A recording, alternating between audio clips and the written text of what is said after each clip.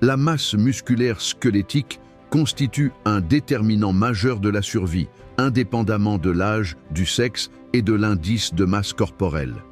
Longtemps considérée principalement sous l'angle fonctionnel ou locomoteur, elle est aujourd'hui reconnue comme un organe métabolique et endocrinien central, impliqué dans l'homéostasie énergétique, la réponse au stress physiologique et la modulation de l'inflammation systémique.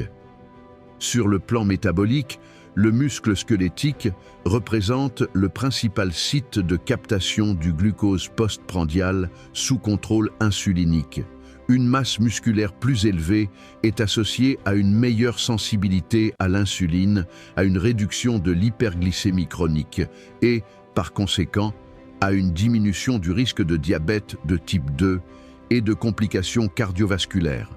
Ces mécanismes expliquent en partie l'association inverse observée entre masse musculaire relative et mortalité, toutes causes confondues dans de nombreuses cohortes populationnelles.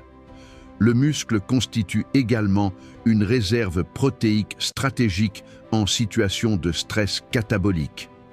Lors d'infections sévères, de traumatismes, d'interventions chirurgicales ou de pathologies néoplasiques, les acides aminés issus du tissu musculaire soutiennent la néoglucogenèse, la synthèse des protéines de phase aiguë, la fonction immunitaire et les processus de réparation tissulaire.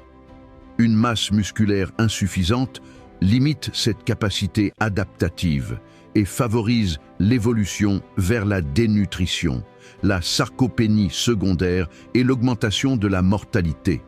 Au-delà de son rôle structurel, le muscle squelettique exerce une fonction endocrinienne par la sécrétion de myokines, telles que l'interleukine 6 d'origine musculaire, l'irisine ou le myostatine. Ces médiateurs interviennent dans la régulation de l'inflammation chronique de bas grade, l'immunomodulation, la fonction mitochondriale et les interactions muscle-cerveau.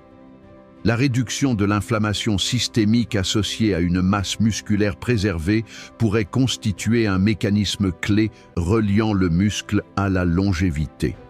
Avec l'avancée en âge, la sarcopénie et la dynapénie contribuent de manière déterminante à la fragilité. La diminution de la force et de la masse musculaire est étroitement liée à l'augmentation du risque de chute, de fracture, d'hospitalisation répétée et de perte d'autonomie.